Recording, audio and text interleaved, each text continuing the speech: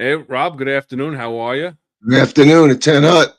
Yeah, you're a little under the weather today. I get it. We caught you with the new intro. And how you feeling? I know you're a little under the weather.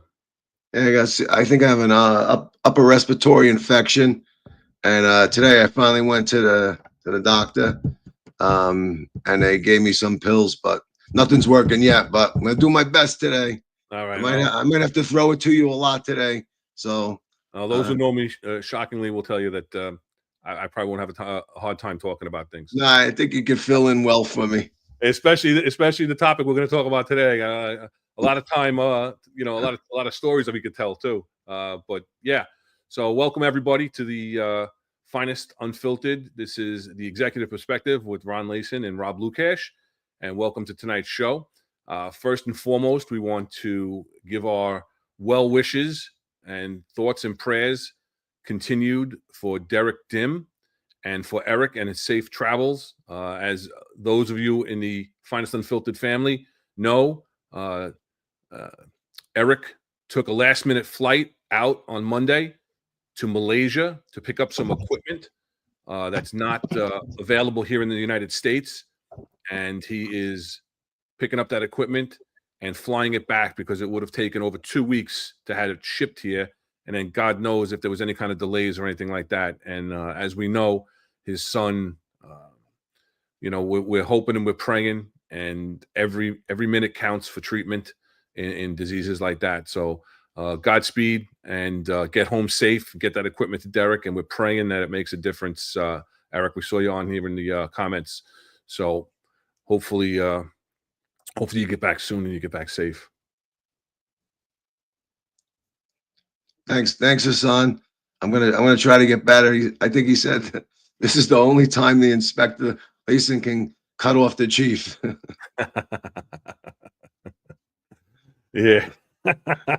Well, listen, we got a lot to talk about. A bunch of stuff going on in the news. Also, as usual, we'd like to start the show off with what's going on. Earlier this week, we had an incident that came out in the news that happened last year. 2 rookies in the 115 precinct were actually arrested for shaking down and going into a brothel on Roosevelt Avenue. And there's been brothels and prostitution along Roosevelt Avenue forever. When I was the impact captain in the 115 and the XO, and when I was the CO of the 110, because the Roosevelt Avenue was actually the border between the 110 and the 115. So I've worked both sides of it. And when you have the impact, when you're in the impact CO, you actually cover both sides of the 110 and the 115. So it's tough that you see these 2 young rookie officers put themselves in this situation. And we've seen cops that have done some stupid things and have been arrested or got caught up in things, but to do what they're alleged to have done is I don't know. When you saw it, Rob, what was your... Yeah, I mean, it's very disappointing, right? You got 2 young rookies. I mean, they're just learning the job, right? I mean, their whole career is ahead of them, and I don't know. They go in there and they grab the woman's breasts and and rub her rear end, and then they end up snatching her purse. I mean, it's just, to me, it's insane. I mean, I don't understand why they thought they could get away with it. I mean, they shut off their body worn camera, right? Yeah. So, I don't understand why would they do that? I mean, I think Eric Dim makes a great point. Eric, God bless you, brother. He said they're not rookies, they're perps, right? So I think, right. So that's what we had spoken about earlier. What were the factors that allowed these 2 police officers to do this? And I think you have some great theories on it. Yeah, I think there's 2 main factors. Well, one is complete speculation and conjecture on my part, my experience, but again, remember, the podcast is about our perspective. It's not a newscast, right? So it's what we think from our experience and what we've seen over the years. And I think that number one, it's a lack of supervision. That's fact. The fact that they were able to answer a 311 job, not give back a disposition on that 311 job, and then go back 8 hours later to the same job and then commit this crime, this heinous crime. So that right there is a lack of supervision. You have two young officers with, less than 2 years on the job, and they just handle a job that they don't give a disposition for. So who's looking for the final to that 311 job? And nobody. And then the fact that they're able to go back later on and their body cameras are turned off. And we had the episode about the body cameras. So there's no way for the supervisor to know that the body camera was turned off at the time unless they go and review it after the fact.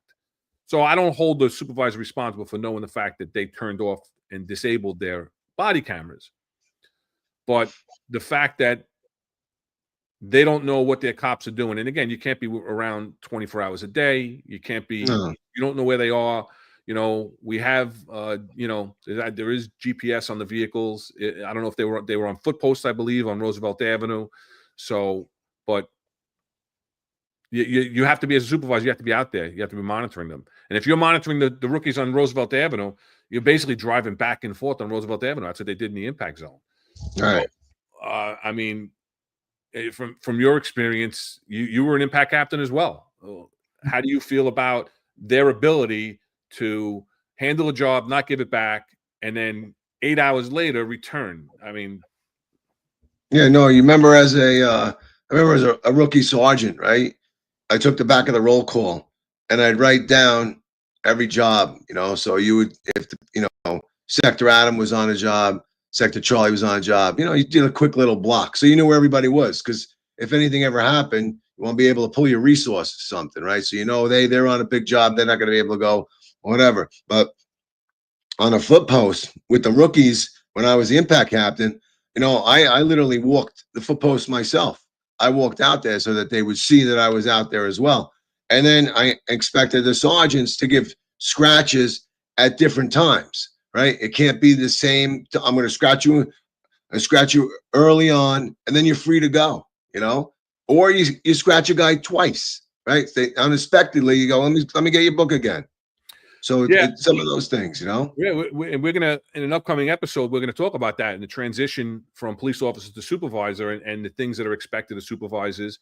And that's one of the things we've already discussed. That's one of the things that we've already discussed that we're going to talk about, because it's so important, right? It's so important for supervision to supervise and to be out there. And I'll say it and we'll repeat it again. But Michael Dowd said to the Mullen Commission, what did he knew if Sergeant LuKach was working, I couldn't get away with anything, because he's going to be out there. He's going to respond to my jobs. He's going to scratch me. I don't know when he's going to scratch me. He may scratch me more than once.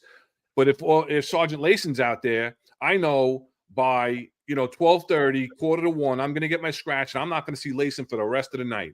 And the night was his to do his dirty deeds. So right there is just proof positive. And then I see Simply E's comment up there, and that brings me to it brings me right perfectly to my second point. Then Simply E says, experienced cops doing this equals became corrupted. New guys doing this equals came on being corrupt. And this was my speculation portion of what I think may have led to this from my experience. And I believe because of the inability to staff or to fill the classes, and due to the retention problem and the recruitment problem, that the investigation for probationary police officers to come on the job has been fast-tracked. And I've spoken to people in my old command, and they have been fast-tracked, and cops are getting hired with incomplete, I guess would be a good word, investigations, where normally we would wait for all the information to come back before we put somebody up as what we call 4Q, ready for hire, and allow them to get put into the next class.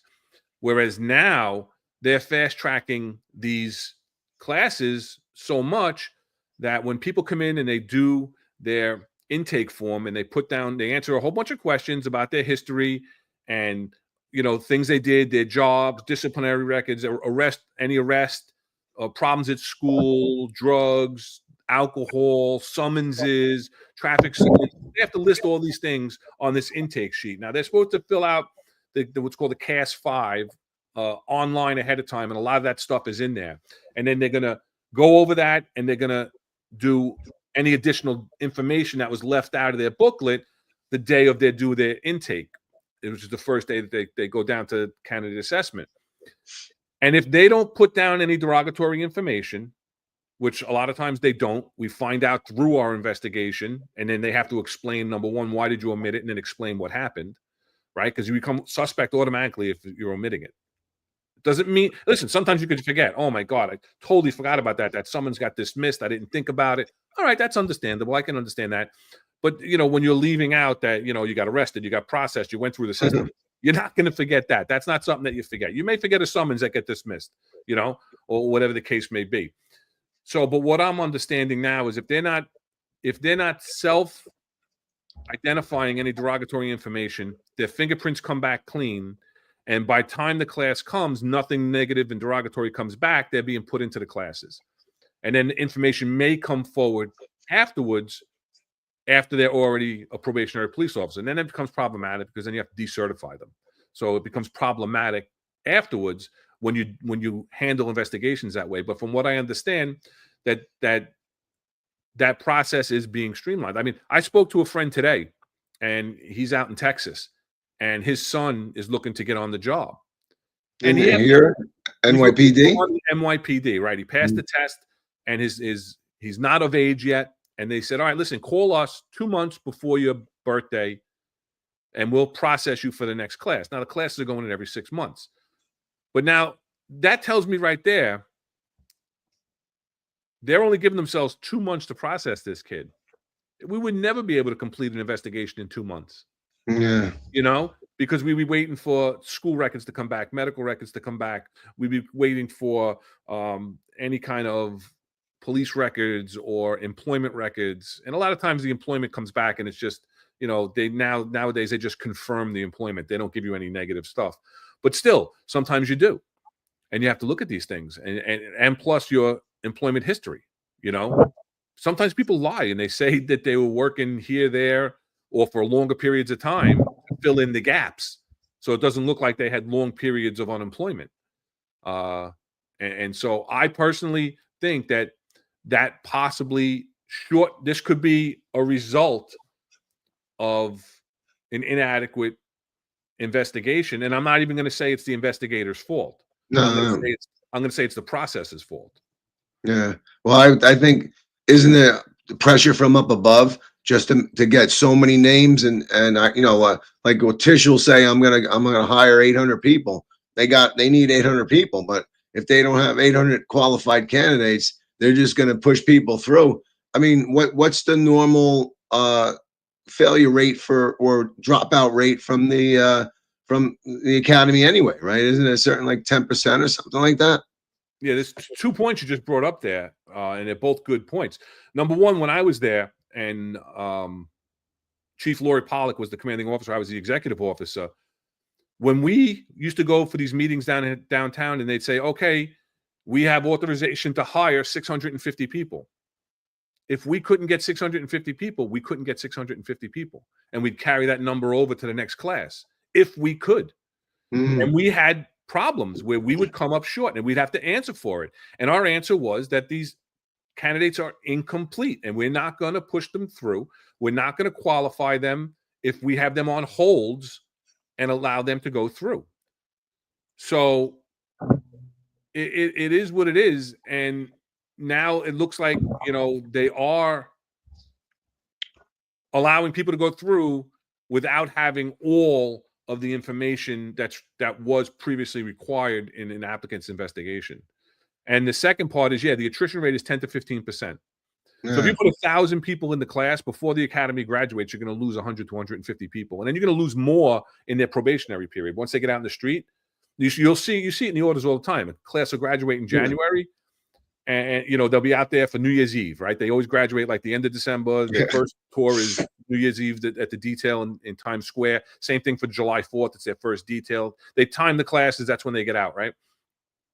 Then you'll see later in January, later in July, if you watch the orders, right, the personnel orders that come down, you'll see the following have resigned. PPO so-and-so, this command, PPO so-and-so, that command, PPO. And these are people that just got out of the class. They got out there and they go, wow, this isn't for me. And they leave. So, so that's my take. And I know other people are discussing other aspects of where he worked, because one of the kids, Cologne, was a cadet in 1PP prior to getting promoted, because it's considered a promotion, promoted to PPO. But it's very difficult to hear. It's difficult to see. It tarnishes the badge. All the hard work that the men and women do every day, putting their lives on the line, and to see this, it's gut wrenching. Yeah, no, it's not fair to the rest of the people that done, their service, they've gone through the academy, been out there doing the right thing, and then they're marching two of these people into the the courthouse. And were they surrounded by the PBA? Somebody mentioned, I think Simply E mentioned it, that they were. Does the PBA really represent them at that point? I don't understand that, because they're on probation. I don't even think they're in the union. And I'll tell you what, if I was union guy, I would say that's not one of the courtrooms where you should be sending the unions in with them. So I don't know, were they in that picture? They were, because I know the Queens North trustee, and I saw him in the picture in the paper walking with him. And I that caught my attention also. And I was curious, because these are criminal charges. These aren't, trumped up charges where, the officer, forgive me, I forget his name, was arrested for punching the guy 6 times. And they said that the first 4 were justified. The last 2 weren't. So he got arrested and convicted of a misdemeanor assault. So I don't know if I don't know what the process is with where the PBA, they are members of the PBA from when they go to the academy, but there's not much that the PBA can do, because they can be terminated without cause. They have no recourse while on probation. If the police commissioner deems to terminate, the police commissioner can terminate them and doesn't have to even give reason. They're just terminated at the discretion of the police commissioner. So, I'm surprised they weren't terminated already, truthfully. But I mean, I saw somewhere that I forget, on somebody's X, that they let him that one of them resigned. Did he? So I don't know. I honestly, I didn't see anything about that. I didn't read any articles, but I remember seeing something on X. But yeah, so I mean, and then there was another article that came out this week with Eric Adams, and it centers around training. And again, we talk about training, we talk about the academy and these cops, and this kind of ties in where he wants to make this cop city, build it up in at the police academy site. Yeah, no, I think he's looking to spend somewhere in the matter of $250 million or something like that. I mean, almost it was 225, I believe. 225. I mean, and then that's all. That was just for training for other people. That wasn't even like other law enforcements. I think that was like for corrections and things like that. And that was all going to be done on the same place, but where the new police academy is. But I mean, even Cuomo, right? He's quoted here that this appears to be unnecessary expenditures at this point, when the issue is not training capacity, but recruitment and retention. Some of which he caused as the governor, but now all of a sudden he's concerned about it. But yeah, I mean that's just an astronomical amount of money, and like you just said, Why not? Let's enhance training for. I mean, we spoke about that, right? That the jujitsu, the rapping, and all that. But let's do something like that. Let's protect the cops that are out there with training. Reinvest in them. No, I agree with you 100%. He's under fire. All his political opponents, not just Cuomo, all his political opponents are opposed to this plan and say if they get in office that this is not going to go through.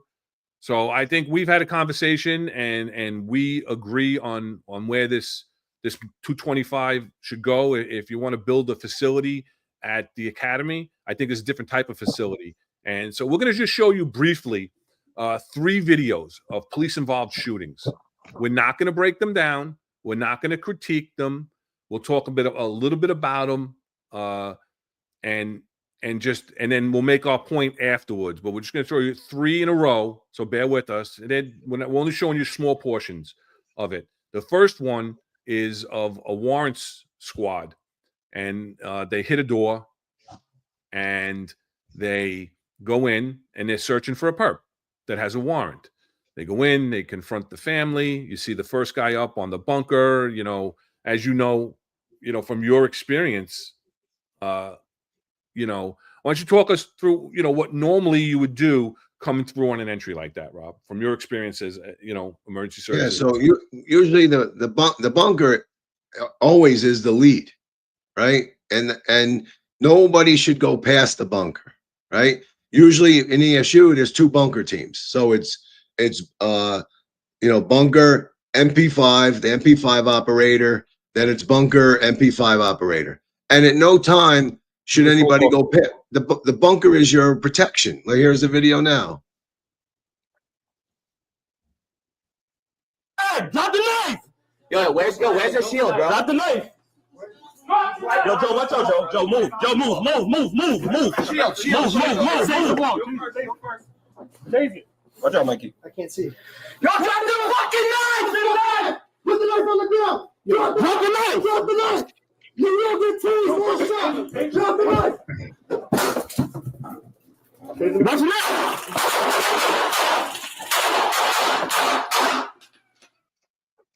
All right. So listen, we're not going to listen. First comment from Hunter, terrible tactics.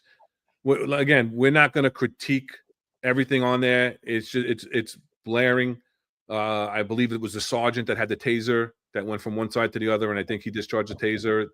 From what I could see, while watching the other body-worn cameras, because there was the body-worn camera was shown from each officer, and I believe watching the sergeant's body-worn camera, he's the one that had the taser. So, but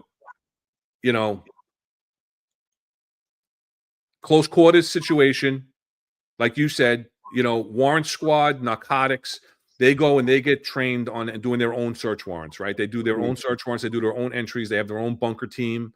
They teach you how to use the RAM. I went through it when I was in narcotics back in the early 90s. We went through that training. It was pretty good training, actually. But you have to follow through on it. You get into a situation like that, and it's such close quarters, and you saw, guns out, guns cantered by people's heads, multiple people giving orders and direction. The shield, the bunker went past the threat instead of staying on the threat. So there's a lot of things there that are difficult to watch for those of us in the field. And the second video, it's 2 officers that, just from the appearance, I don't remember the job. It was back in 2020, I believe. 2 officers walking into a bodega. I don't know if they were going in for coffee. I'm not sure what they were doing, but let's watch this video.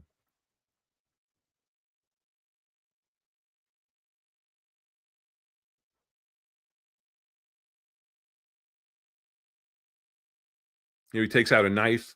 He's threatening a knife on the officer. The other officer pulls her mask down so she can talk, and goes outside for fresh air from her mask, I guess. No, the radio only works outside. Yeah. There's the bodega owner with a knife in his own hand. He swaps out the knife for a pack of cigarettes. Oh, she's back. Now he's unarmed right now. Correct. But now he goes out, and you'll see the view from outside. He's pushing her. He didn't take a gun. Officers running. Now she shoots. I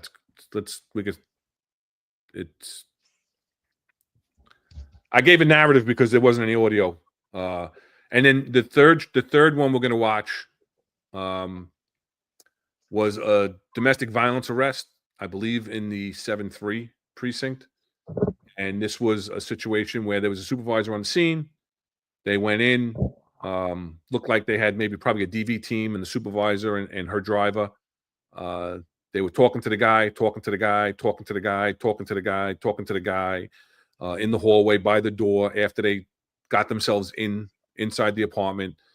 And just as they go to take him into custody, we'll pick up the video from there. Don't grab. You gonna put your hands on your back? I got you.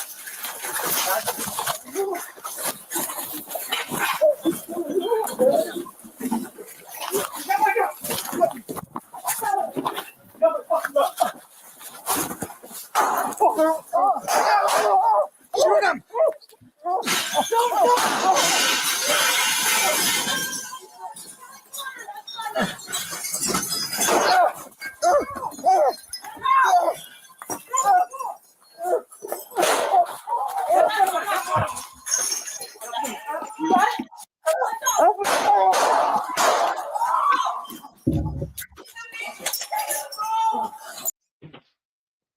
Now, I don't know who fired how many rounds. I didn't watch and shame on me. I don't remember watching the entire briefing that the NYPD puts out on police involved shootings there. But 2 officers were shot in that incident. And I believe they were just recently promoted. But they were shot in that incident. If you heard it, you did hear it correct. He's got my gun. So they went down to the ground, and the perp wound up getting the officer's gun, and then 2 cops and the perp were shot in that situation. So again, that's as far really as I think we both want to get into critiquing and breaking down these videos. I know Eric and John on their show have in the past taken a video and broken it down piece by piece and given their perspective from their 38 years in law enforcement and as lieutenants. That's not what we're talking about right now. It's not what we're really doing. We're showing it to you. I think it's blatantly obvious that the tactics here were lacking, that there were a lot of things that need to be done better to keep people safe, to keep the public safe, to keep the officers safe. Officer safety is paramount. Our point to this whole thing, this whole exercise here, I believe, is that we both agree that instead of building a facility for these other law enforcement agencies within the city, corrections, parks department, I don't know, maybe sanitation, I don't know. What other law enforcement do we have? Health and hospitals, Sounds like a CAS building to me. Yeah. CAS in an office right there. Yeah, if he gets reelected, he'll be spearheading this whole thing. But yep. I believe that we're in agreement that take that money, build a facility, but build a facility where you could train officers better to handle close quarter situations and work on tactics, because I think tactics is key to everybody's safety. Obviously, we can't keep other people safe if we can't keep ourselves safe. And if we don't have proper tactics, I mean, Rob, you know firsthand, executive officer, you were captain in emergency services, executive officer, you're the executive officer of special operations in charge of all the special operations division. Speak to us on what you think we're at with tactics right now. Yeah, no, I think that the NYPD is definitely lacking in their training of tactics. I mean, like you just said, if they're going to build a facility, build a giant tack house. I think the best thing they did is when they built the academy, they did 1 or 2 floors they have where they do scenario-based training right there. There's a car up there and stuff where they can do that. But you really need to, the ESU uses simunitions. It's like a little paint pellet, so and you need a training facility where there's movable walls, because guys get to, they remember after a while. Right. You know, you go through it, and they should constantly go through this training and be proficient in it, right? Because we know that, I think it was a sticker on your locker. Tactics saves lives, right? Safe tactics saves lives. So, and that's what it's about. But don't put a sticker on a locker and say that, and then not reinforce it with training. And I think the training is completely lacking in that respect. Yeah. What do we talk about? What we talked about? You brought it up before with the jujitsu training, right? It's muscle memory. You have to Right. do it. You can't go to a class for 2 hours and expect to go out and execute it properly in the field. Yeah. That's what they were doing with the jujitsu, right? So, yeah, I mean, everybody's going to have comments in the comments about the tactics and whatnot. And, you know, again, we're not doing this. Again, Monday morning quarterbacking is not to criticize the actions of those involved in those videos. Monday morning quarterbacking, which is what we're doing, is Monday morning quarterbacking. We talked about this on another show, is going over it, right? We're going over the incident to try and prevent things from happening again, from those types of incidents that are unsafe from happening again, where somebody might get hurt, where those 2 officers were shot. I don't know if they were shot by the perp. I don't know if they were shot by friendly fire. I don't know. I don't know the circumstances. I'm not going to speak to it. But, you know, you want to look at that scene and you want to pick it apart only so that somebody else may not get hurt in the future. And that's what we're talking about. And we're talking about put the resources into something that you're going to get a positive result from. And a positive result is officer safety. So I think that's really, you know, we're just trying to help. And that's what we, you know, again, on our podcast, we're talking about things and we want to give our perspective from our experience to try and help the rank and file out in the field by giving our perspective on things that might have been happening in the news, or like today, we're going to give you our perspective on the inside look about Compstat. But it's about helping, because we're from the law enforcement community, right? And that's one more thing I want to get to. Can I just address Samara Cohen? You know, she talks about who has time for training, and I agree with that. There are time constraints. There are personnel issues, how many people, backfill, and everything else.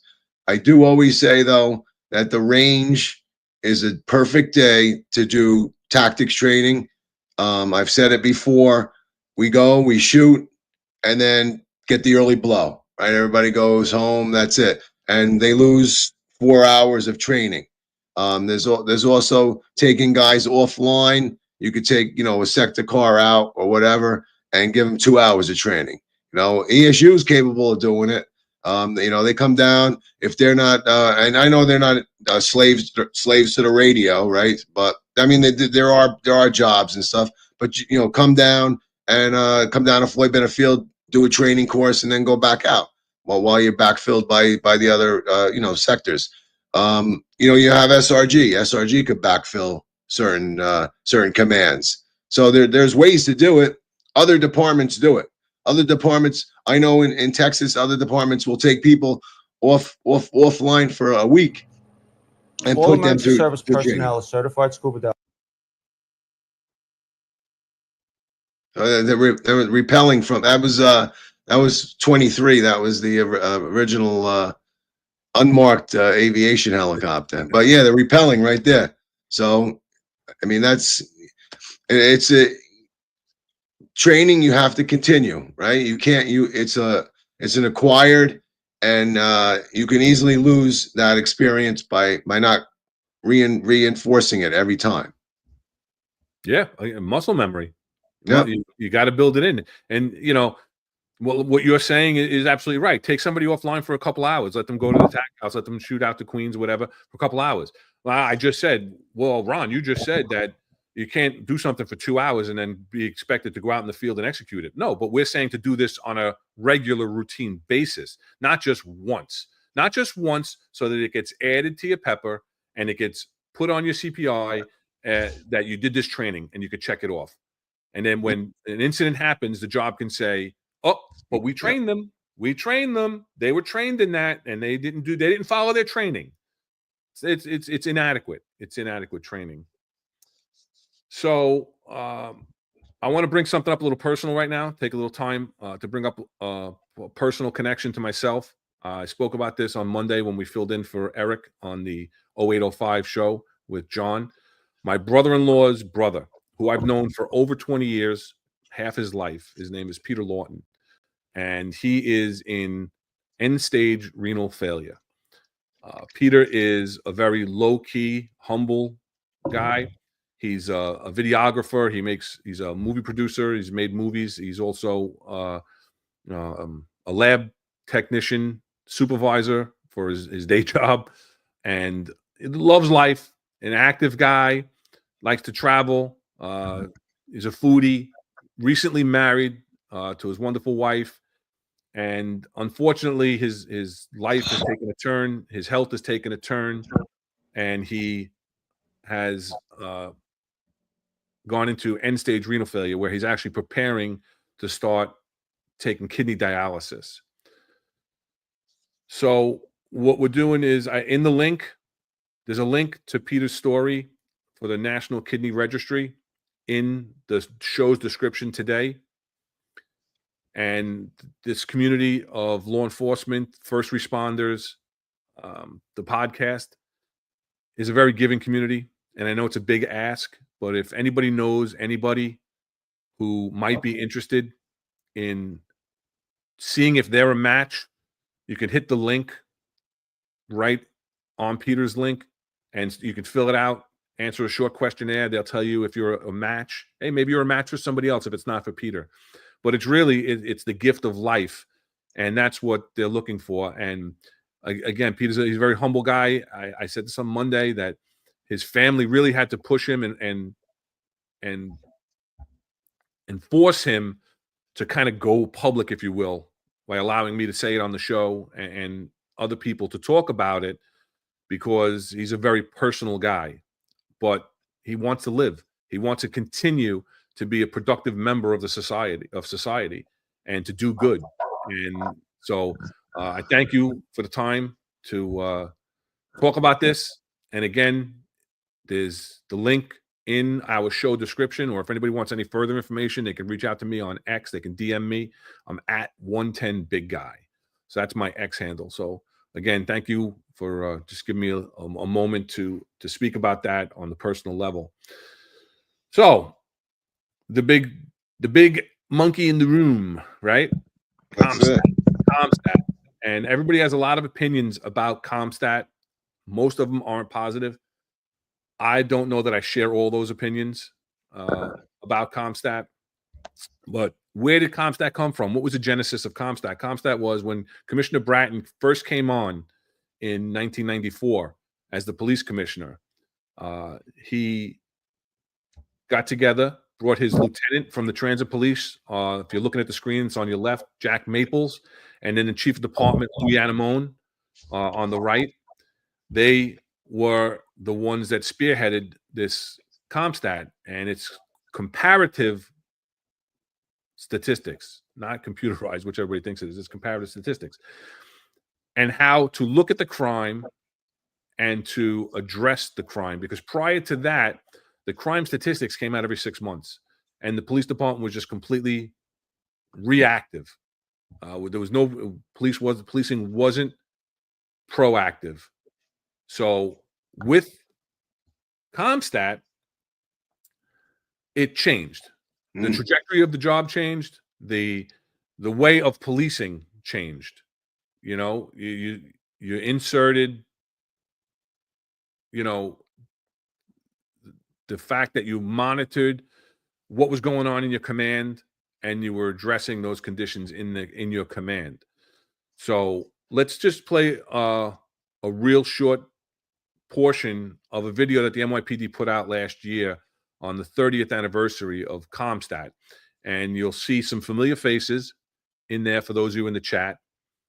And it's interesting how you listen to 1994, what they're talking about and what they say Compstat is. And then we'll talk about what we experienced with Compstat We'll talk about how Compstat has evolved over the years.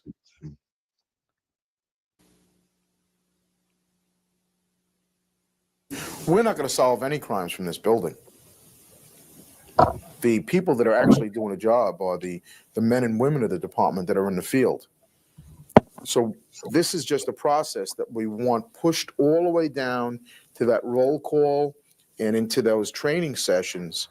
The officers must know why they're going out there. It's about sharing the information, solving crimes, locking them up, identifying patterns quicker, sooner, getting that information out, and seeing that every piece of this department, whether it's a staff support piece or an operational piece, is doing everything they can in furthering the mission of reducing crime. The fundamental element of the Compstat process is bringing a borough in with the borough commander, the precinct commanders, the narcotics commanders, robbery squad commanders, auto crime, where they have to stand together and demonstrate the plans they came up with to address the problems that they face. Some people consider it the best thing that's ever happened to the police department. Some people consider Compstat to be their greatest nightmare come to life. If you're running your place right, your people shouldn't have to get ready for 3 hours before a Compstat. It's a day-to-day process that goes on 365 days a year, and actually working on your precinct's problems. Compstat is a very effective management tool. It makes us very aware of what's going on around us. We have to be on our sharpest at all times. We've got to be on our game 24 hours a day, 7 days a week, because you never know when that phone is going to ring, and it'll be a deputy commissioner. It'll be the chief of department. It'll be the chief patrol, and they've got a question for you about an incident that may have happened that day or the day before. It makes us very aware. We have to be aware. And the city is a better city because of it. We're a better run police department because of it. There's a familiar face. Rest in peace, Joe Espo. Right? Yeah. For those you don't know, the last guy on the video was then Inspector Joe Esposito from the commanding officer of the 83rd Precinct. And he wound up being our chief of department, very long-term chief of department. And he used to run Compstat. I can tell you some stories from those Compstat days because I went to Compstat from, 2004 to 2020. And it's very interesting. But that was the genesis of Compstat. And the era of putting on the maps and putting up the maps and the pins on the maps, the different colors for the different types of crimes. And then, things changed, things evolved as time went on. But, Rob, you got on before me. And, in 1994, when Compstat first came out, I believe you were a sergeant. Did Compstat trickle into your world as a sergeant in 1994? No, I didn't have any clue about it at all. I don't think. I go back to even when I was a cop. When I was a cop in a 401, and the CO would come in, and you see a guy come in the door and beeline it to his office, and then you never saw him again for the rest of 8 hours. It's like, what happened? That's it. That's it. I would ask, who was that guy that just went in that office? Oh, that's the commanding officer of the precinct.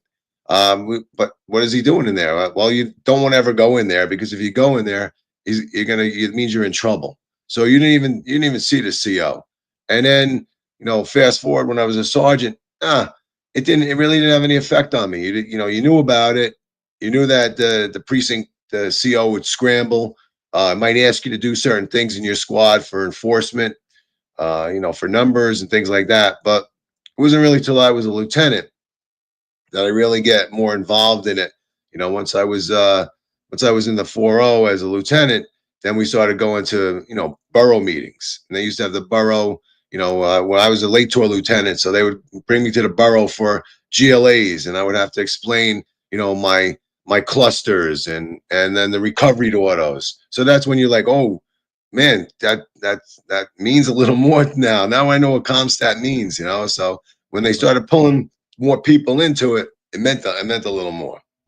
Yeah. I mean, when I was a cop, I got out of the academy in 94. I was in the 7-0 precinct, and I didn't know, that's a lot later. But you know, in '94 when I got out of the academy and we were out there, and they were telling us, you know, go out and you got to get your 250s and you got to get your C summonses and you got to do this. As a cop, you know, we didn't realize that we were doing this to put the dots on the map. You know, we're doing what the sergeant told us to do. I guess they got direction from the CO, or whatever the case may be. And, you know, we were going out there.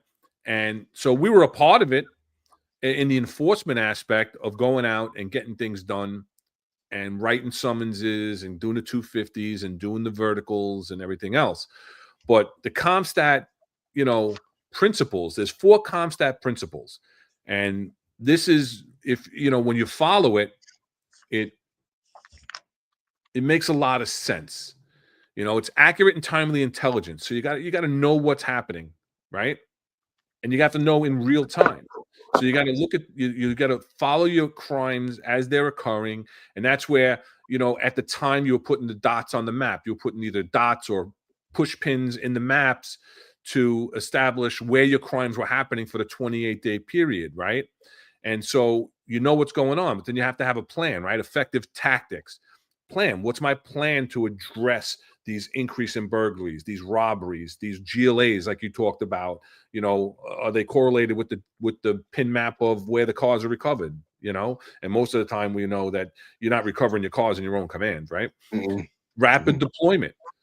So you got to come up with a plan and you got to execute that plan, you know, as quick as possible, because it's timely, right? Accurate and timely intelligence. You need a timely deployment to address these things. You can't let them fester, because then when they fester, they just get worse and they get worse. So you get out there and you deploy, and then relentless follow-up and assessment. I've said this all the time. You have to, if you effectively execute a plan, whatever the plan may be. I, as the CO, would come up with the plan. The boots on the ground would have to go out and execute that plan. If they didn't execute that plan, I wouldn't know if my plan was effective. So when I'm doing my assessment, I can't properly assess it if the plan isn't being executed. Because then, you know, what do you do? You know? Follow-up can't be there if I can't assess it. Because if I assess it and it's not working, I have to change the plan. You have to pivot. So, you know, but that was back in the day, you know, in the beginning, like you said, eventually when you became a lieutenant, when I became a sergeant and a lieutenant, you know, we started going to these borough meetings, right? The platoon commander meetings at the borough and whatnot. And then, so we personally started getting involved in these things. But even then, right? So then we move up, right? So we're going to the borough and we're talking about our little world of our platoon, right? And the crimes that are happening on our platoon. And the only way to know about the crimes on our platoon are people like Michael Freed, who worked up in crime analysis and compiled this data for us, printed out the maps for us, right? And gave them out so that we know what we're looking at. And it was antiquated back in the beginning, in the early 90s and the 2000s even. It was antiquated. So I remember, like, what was your first experience with Compstat when you were an executive? All right. I'm gonna go back as a lieutenant. Like, I let Mike Freed hit every point, right? Like the Borough book, the Compstat book, right? Remember that book? Mike did all of that. Yeah. Mike put everything together, right? And going to the Borough stat. And I'm just gonna go back to as a lieutenant with the Borough stat. I had to take I think the thing where is it acetate? Not acetate. Where you put I had the map of the precinct, and I had to take a marker and mark where the GLAs were. So then when I went to the borough, I could put it on the light, and it goes up. Yeah, the light would shoot up on it, and then I would have to explain it to them.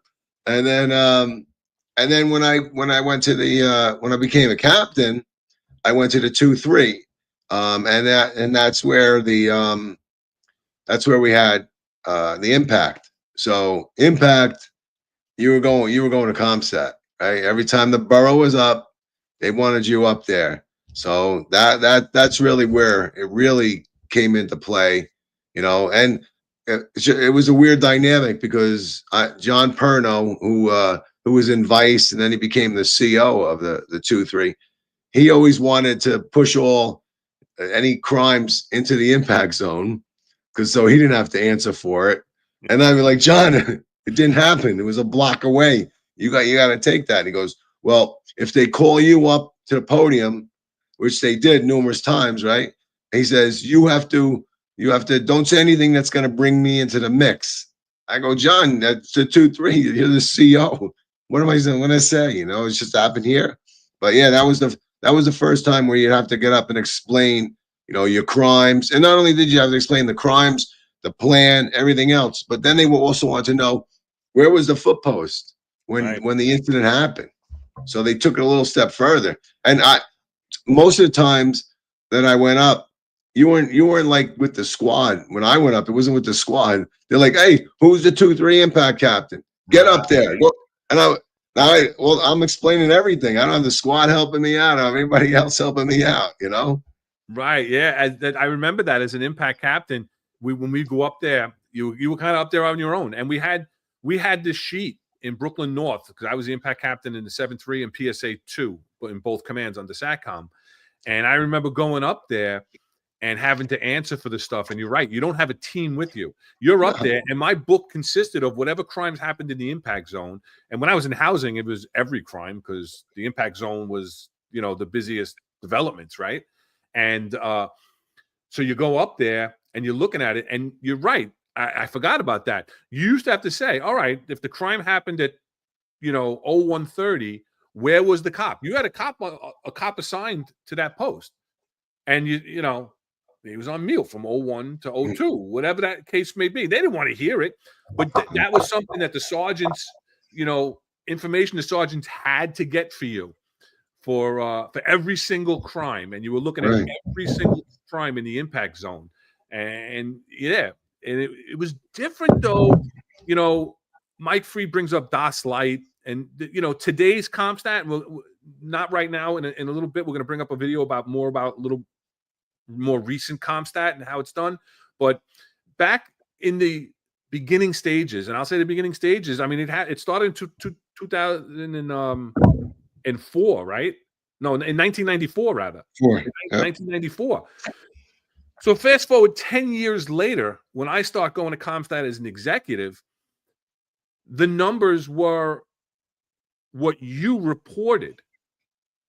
There wasn't a centralized system yet where this DOS Light, you could put a query in and it prints out blurbs of the 61, attaches arrests to it, attaches arrests after the fact. If somebody gets arrested afterwards, it gets attached to the crime now. They can pop out a map. They can do a geocoding with maps and different crimes, and they can overlay parolees and probationers on those maps and all this stuff. That you have this beautiful map that you could throw out there, right? But it's all helpful when you're formulating your plan and you're looking at the effectiveness of your plan and your crime, and when you're trying to look for perps that might be committing these crimes. But back even as late as, and I'll say as early as or as late as in 2004, when I started going to Compstat, and even up to, my goodness, 2010, when I was a commanding officer of a command, the numbers didn't jive with downtown yet. The numbers were what you reported the numbers, and everybody was working on different programs. We were working in Microsoft Access. And for those who are in computers, right, Microsoft Access doesn't pull any data from any database. It's completely manual entry. So if you had a 61 for a robbery and your crime analysis didn't attach an arrest because the squad didn't tell you they made the collar, or they didn't follow up and rerun the 61 to see if there was an arrest, you didn't even know that the 61 was closed to arrest. So when you're doing your analysis of how many are open, how many are closed, your numbers might not match, might not jive.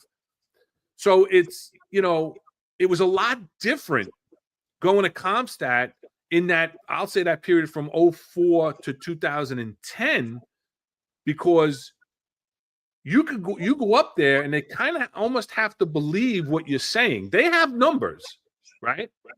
But the numbers always didn't match. And that was problematic and became confrontational sometimes at the podium. And I remember one time they're telling me that the where are you getting these grand larceny numbers? Where are you getting these numbers from? Your breakdown. Well, because I broke it down deeper than they had in Cognos at the time. And I had taken out the grand larcenies. I believe, in the 110, the grand larcenies that were shoplifting grand larcenies, not from the person, because you break down the subcategories of the crimes. And they kind of had to believe you. So you could go up there, and if you had the gift of gab and you could talk and you could, talk about things and tell stories and everything else.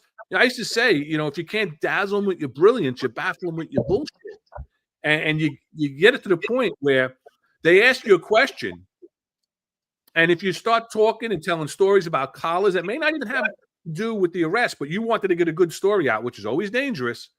It's always dangerous to put a story out there, because then they can start asking you questions. It can lead you down another path you want to go on, right? But, you could see the dais, and you could see where when you lose them. You could see when you talked so much that you lost them, that they'd start having side conversations, and they'd be like, all right, Ron, and they'd move on to the next thing or whatever the case. Or with Espo, you could tell when he got annoyed, the glasses came off and got thrown on the desk. He'd throw them down. When he got annoyed, when he heard something that annoyed him, that was his thing. He'd be like, oh, uh-oh. You knew you poked the bear that time, right? But it's evolved so much, It's evolved so much. And I remember the first time that I went to Compstat, that's right, Tom, never tell a success story, because they'll turn it into some kind of negative. That's the truth. I think you said earlier, Tom, maybe was it Tom that said earlier that you were looking forward to Compstat? I don't know if you've ever said those words before, though, before today's podcast. Yeah, there you go. Looking forward to Compstat. No, that's the first time you ever said that, isn't it? I don't think you've ever said that before.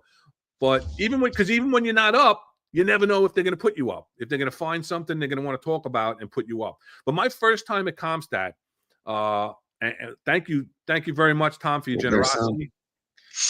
Thank you for your generosity towards us. We appreciate that. I go up, and my CO, I'm the XO of the 7-3. My CO is up at PMI. And for those who don't know, it's a police management institute where for 10 months out of the year, you go away for a whole week. And you're away from your command, and, you get excused from Compstat or any other meeting because you're away. And you're up with the Columbia University. We did it up at West Point at the Thayer. But so he was up at West Point, and we get notified for Compstat in the 7-3. And I believe we were like at 23 homicides versus 8. So tremendous increase. We're going to the podium. Ron, you're taking the helm. I had less than a year in rank. So now I'm like, oh my God. So they start putting this book together for me, like we talked about, right? So crime analysis is putting this book together. It's literally a 10-inch binder with everything in it. And you start going through it. You start looking at things. You kind of know where they're going to go if you're following where you're up in crime. So those are the things that you're going to concentrate on. But there's a lot of minutia in there that you have to look at. And I go up to the podium, and they're like, all right, they're going to talk to you, and they're going to ask you about the homicides, give a breakdown of the homicides. So I look, and I have the CO's breakdown. I lost my audio. Am I back? You got me? No? Am I there? You hear me? Can you hear me, or? I hear you. Can't hear you. You hear me?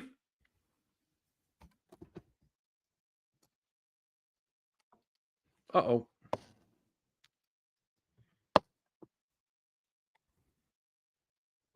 How about now?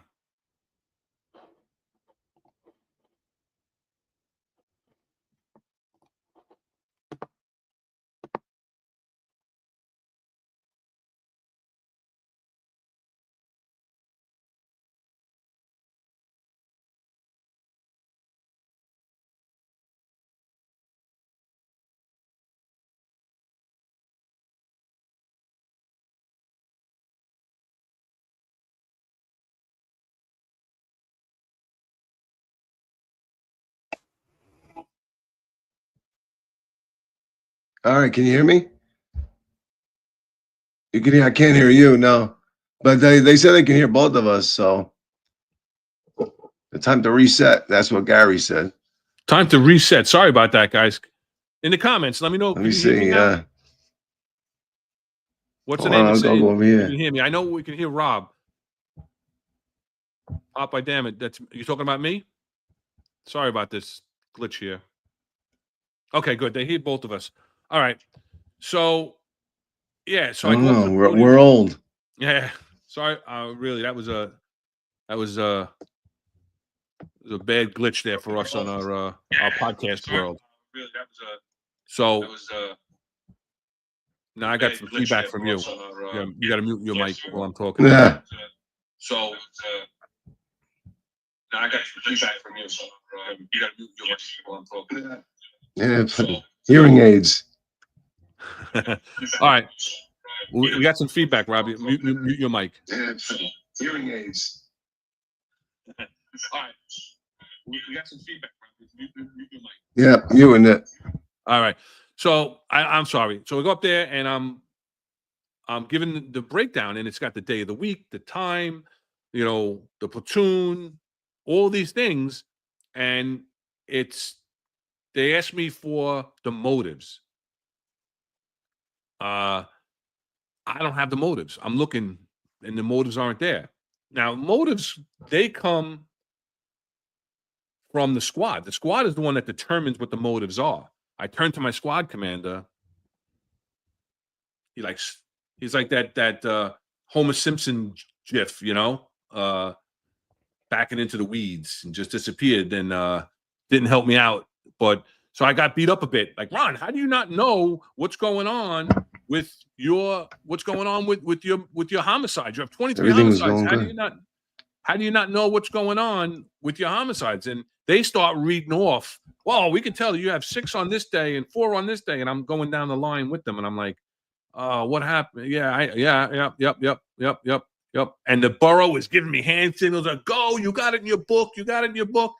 I was a young captain. I didn't know. Nowadays, I would have answered, after having multiple experiences up there, I would go up and, I would answer. And once they started reading them off to me, I'd interrupt them and say, no, I have that, Chief, but I didn't have it at the time.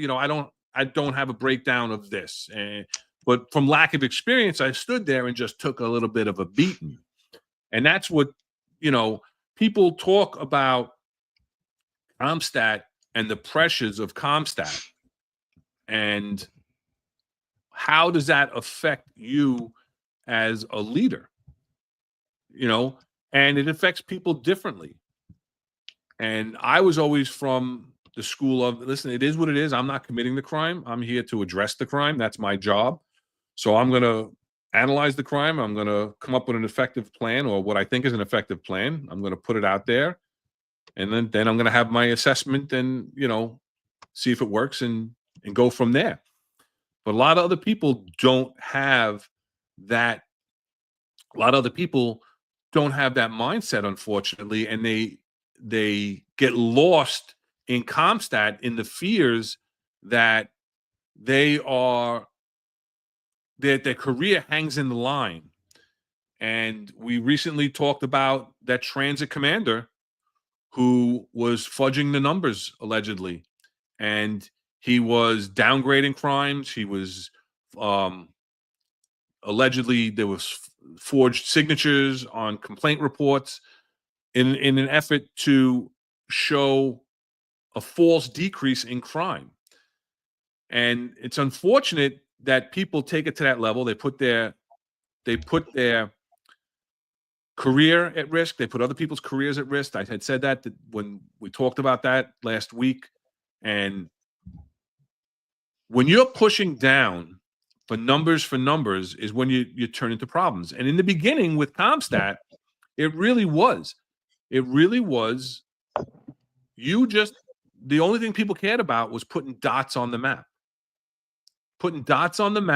If you had robbery, if you had red dots, you better have 250s and C summonses on top of them so that you couldn't, when you did the overlay, you couldn't see your red dots. The only thing you saw were your 250s and your C summonses and your arrests. That's all they wanted to see. Burglaries. They wanted to see burglaries peppered with verticals. And the 250s were absolutely a great tool, a great crime fighting tool, and were absolutely abused due to Compstat pressures. And so when used properly, it's a great tool. It wasn't used properly. You know, it was overused in the communities, and that turns into, you know, some of the problems that we've been dealing with since. What other pressures do you think come out of the Compstat? Yeah, I don't know why there was such a pressure with the 250s. I still don't understand that. Like, I understand the 250s were a good tool, but when they just started to quantify it so much, and then that's what I would always say, it's got to be a good 250. So it's got to be somebody that you stopped has a record or something, or But I mean, it just seemed like they drilled that down so much. It kind of set the wrong tone, and it just it took it off in a tangent, and it really wasn't focused on what you were really doing. You were just getting a number. You were just getting a number, not getting what you needed to do for that particular crime.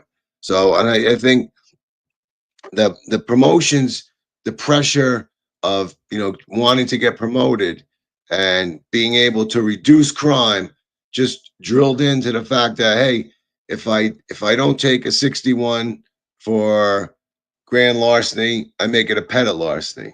If I reduce what I thought the person's somebody stole 4 tires from the guy's car, but those tires were bought 4 years ago. So let me do an depreciation on it and make it only worth $990. It makes it a petty larceny. I just think the pressures of the promotions became too much of everybody trying to manipulate the numbers rather than really focus on fighting the crime, right? Putting the plan into effect and evaluating the plan. I think that kind of fell apart right there.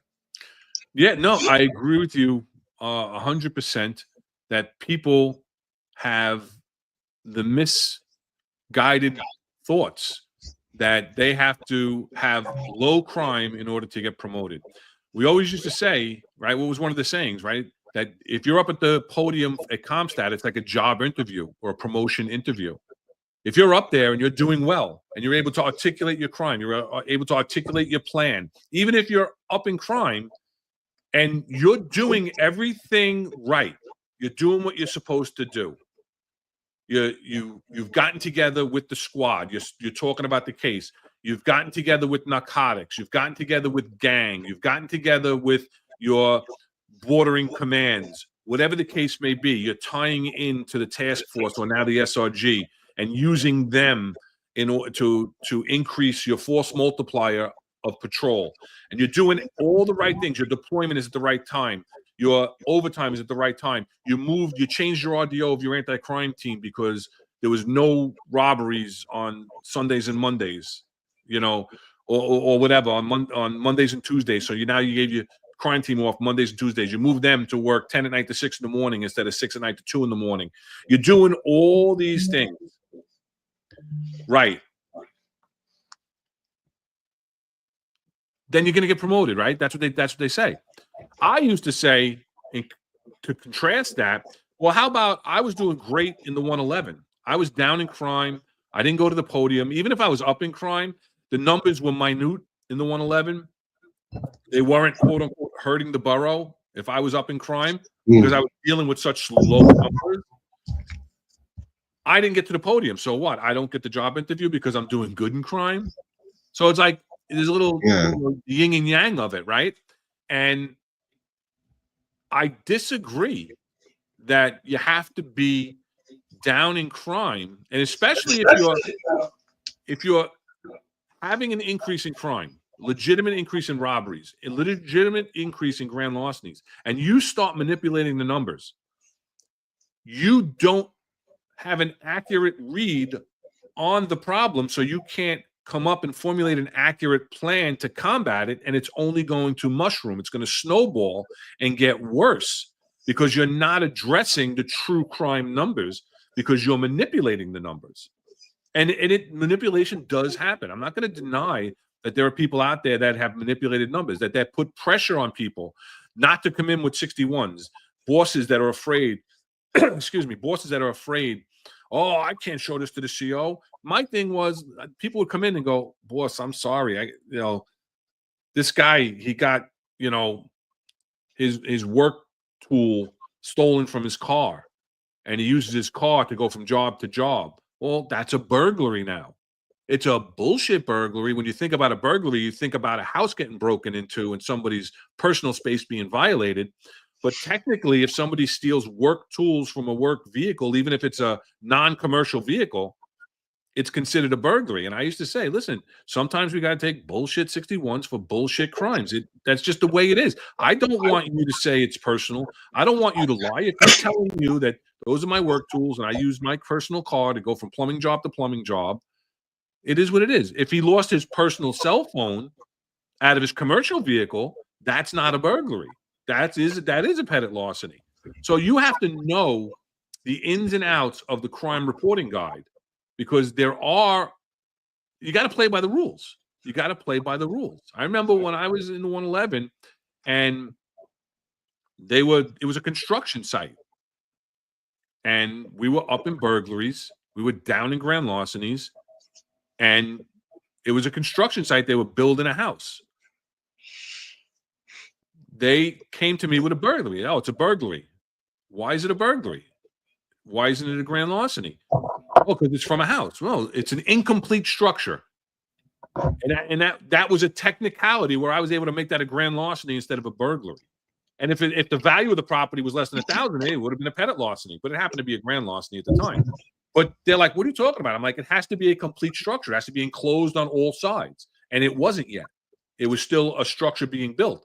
So there's ways to manipulate the numbers legitimately by following the rules. But on the same token, I have to take that BS burglary, when the guy's pipe wrench gets stolen out of his car that he uses to go to the plumbing jobs. So you can't have it both ways. It can't only work in your favor. Sometimes it works in your favor, sometimes it doesn't. And then, there's checks and balances of data integrity and, quality assurance division. For those who aren't aware, data integrity unit is a part of quality assurance, and they monitor the 61s, and they're the ones that will get you if they do a review by going just into the computer and checking your 61s for proper classifications. And they're the ones that you also have to call if you have a question on a 61. And you can't just call them and give them a scenario. They want a 61 number. They don't want to hear, what about this story if I give you this story? They want a 61 number. They want to look at the 61 that you're investigating, And then there's the callbacks, calling back the complainant. You got to be very careful on those callbacks. You can't lead them to the path, down the path that you want them to go. And these are all ways that people manipulate the crime numbers, and it's one of the negatives of Compstat is the pressure that's put down onto the command staff, because you got to go up there and again, bring that picture up of the podium. When you go up to the podium, you're standing there in front of all of your peers, your executives, right? All your bosses at the borough, your bureau chiefs, the bureau chiefs from the other bureaus that you don't even work for, as well as subordinates, the squad, narcotics, your SOL, your FIO, other FIOs from other commands. All of those people around that room is what you're presenting. Now, this is a picture of when Commissioner Bratton used to come into Compstat and speak to us in Compstat. But you go around that room and you see those thick books. That's all the stuff that you had to be familiar with. And normally, on the opposite side of you was your squad commander, so you just can talk back and forth while you're getting ready to go up there and and give your presentation. And in the back is usually like the FIOs and some other ancillary detective units and things like that. But it's very stressful. It's a high stress situation. But I used to tell people all the time when they go up there, and after doing it for so many years, it didn't bother me. It didn't bother me at all. I would go up and give my presentation. I'd go up there and like I'm doing now, just talk on and on, trying to save your voice for you, right? And then the other commanders would be like, yeah, stretch it out, keep going. The longer I talk, the less they would have to talk. Like the third command may not even get up there if Leyson went up at the podium today. Hey, the 110's up. Yeah, Ron's going to go up there and he's going to eat the clock up. So it's tough that the pressure is put when they talk about there's no gotchas. They talk about that we're up here to help each other. And a lot of the positives that come out of Compstat, a lot of the positive that come out of Compstat is, Rob, mute your mic because they're saying that we got a lot of feedback coming. I don't know if that's old, but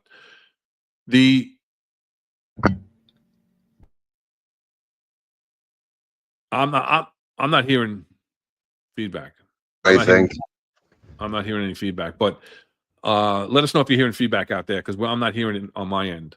I heard it earlier. I'm not hearing it now. But a lot of the positives are the communications and getting to work with and actually being around all these other units. Tom Joyce, I'm going to get into that because I agree with you 1,000%. I agree with you 1,000% on that. Tom Joyce says, as a squad commander, if you lived in the day-to-day, you did not have to prepare for Compstat. Only reread the cases they pulled and ensure all was done as appropriate. And that's 100% the truth. And it's the same for a precinct commander also, or a unit commander. If you lived, you could tell who's at that podium when they lived it day to day, when they lived their job day to day, when they were familiar and they kept up with their crime statistics, when they kept up with their deployment. You could tell in a heartbeat who's communicating back and forth, because you're all on the same page up at the podium. If they went to the squad's going to tell you the same story that you're telling. If they went to narcotics and there was a narcotics nexus to the crimes or a pattern, narcotics is going to tell you. We're having meetings every Monday or whatever the case may be, or phone conversations. I hated dragging people into my office because I was the highest rank and making everybody come to me on a Monday. I would do phone calls, and I get some pushback on that. Oh, you have to be in person. Listen, it worked. As long as it works, it works. If you have the right team in place, then it works. And if you're living it day to day, it shows when you go to the podium. And a question came up to me earlier about the pros and cons of Compstat. Also, as a commander, does it knock you out? Like, listen, you got to go to Compstat, and now you're down for the week. You're not really doing your whole job because you have to prepare for Compstat. Is there a truth to that? There's some truth to that, right? First of all, you're not going to Compstat all the time. You're going to Compstat every couple of months for the most part. Sometimes you go, like if you're in the Bronx, you go even more, right? But if you were on top of things, Compstat to me was more of an inconvenience. It helped because sometimes it made you look at certain minutia that you might have been overlooking because you were concentrating on something a little more serious, right? So you're looking at all the minutia. You're looking at all your 311 jobs. You're looking at all your everything. You're looking at everything. You're looking at everything that you could possibly think about. You're looking at, right? And you would have to prepare, but your Compstat unit My guys like Mike Freed are upstairs working long hours, and they're putting together your book. Now you decide how you want your book laid out so that you know where you can go in your book. If you have a question on robberies, you can go here. If you have recidivists, you can go here. If you have, arrests, you go here, whatever the case may be, so you can get to it quickly before people started all going electronic on the iPads and whatnot. If you live it, you know it. And it shows. And again, now you got that job interview. And when you go up there, you know it. It shows by the fact that you're able to field the questions, because you don't always get the questions ahead of time. We'll talk about that in a second, right? We'll talk about that, but you're able to field the questions. You're able to answer the questions to the best of your ability, looking down for a reference, not reading a script. People that go up there and read scripts, not everybody's a great public speaker, but people that sit there and read scripts, it comes off horribly at the podium. It comes off like you don't know, and you have to read what was written for you. And that's what you're reading off. And they'll stop you a lot of times, and they want you to have a conversation. It's a back and forth. It's a conversation about what's going on. What are your, from your experience, what are the feedback's back again? What are your thoughts on how people are treated at the podium? I think it depends. You're muted. Any feedback now? No, go ahead. So I think it depends on the person and what they're trying to accomplish. I think that, sometimes they treat some people very well up at the podium, and they might be candidates to get promoted. And sometimes they're looking to make a point at the podium that everybody doesn't get treated nicely. And then if you're not up for that promotion, or they want to make an example out of you, then they go after you. And then sometimes they'll throw the softball to a question for somebody. Yeah. And it's like, you got the bunt, you're in, it's like, I remember, I think it was, Inspector Clark from the 4-4. They asked one guy about a question, and he messed it up. So they bring Clark up, and he goes, what do you do to keep your community involved in all these information about crimes? Well, I have my community affairs officers reach out to all, the important people in the community. We give them updates, and everybody's like, yeah, great answer, great answer. So Total fluff. Total fluff. Yes. And the poor guy that just got killed, like he's sitting like, I could have said that, but I didn't. It's not truthful. But it depends on who it comes to. That's absolutely the truth. People do not get treated the same. Relationships do come into play. Some people do get the heads up of what's coming your way, and what you kind of know when you've been doing it long enough. And Tom will tell you, first of all, the squad knows, because they touch the cases, right? They pull the cases.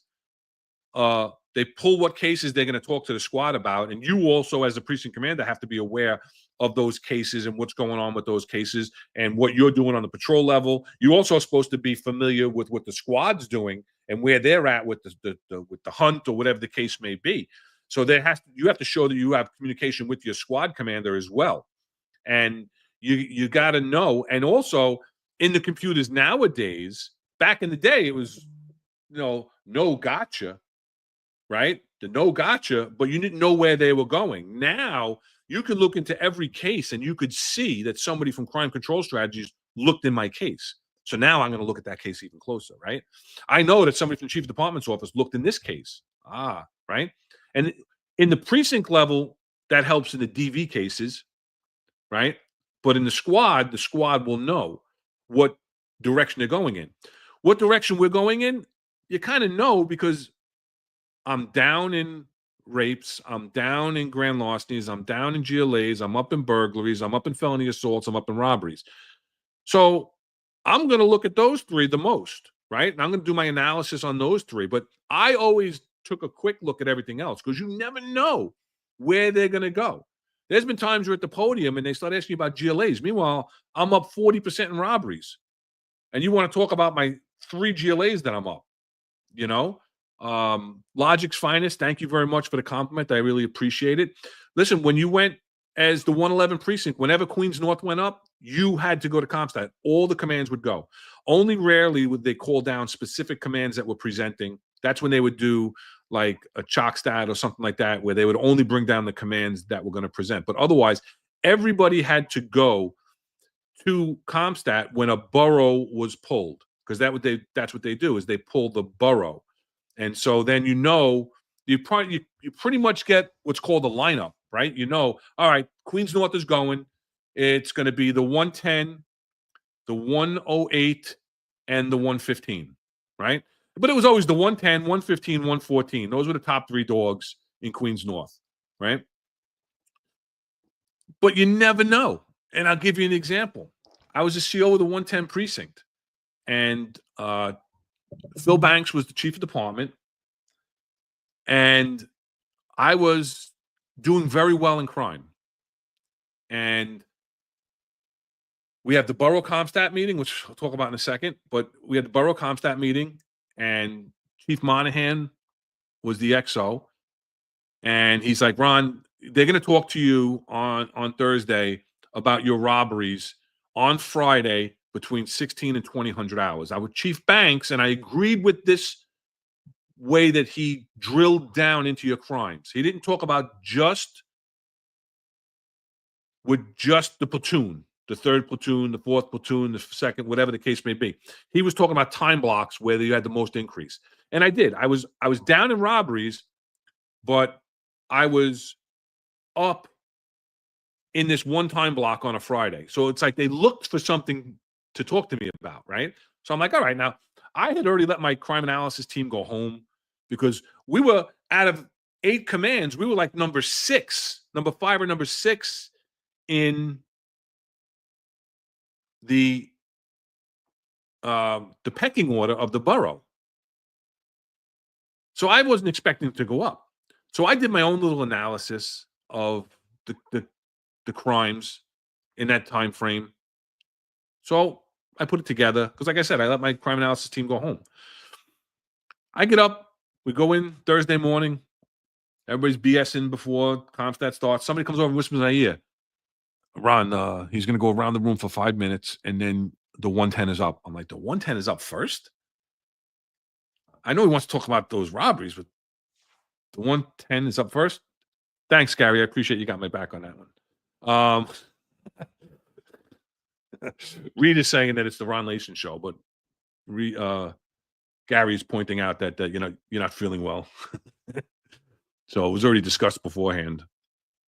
But I get there and I'm like, wow, I'm going to be the first one up to talk about this 4-hour block, And then I'm like, who's up next? They're like, no, the 110.